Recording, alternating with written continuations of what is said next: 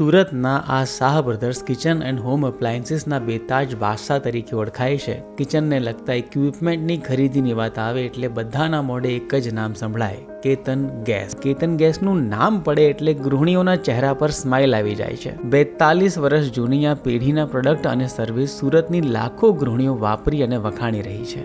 Built in oven, dishwasher, fridge, microwave, chimney, hob, washing machine જેવા કિચનમાં વપરાતા A to Z home એપ્લાયન્સીસના સુરતના સૌથી મોટા વેપારી છે. કેતન ગેસની ફેક્ટરીમાં બનેલા ગેસ ગીઝર ભારતભરમાં સપ્લાય થાય છે.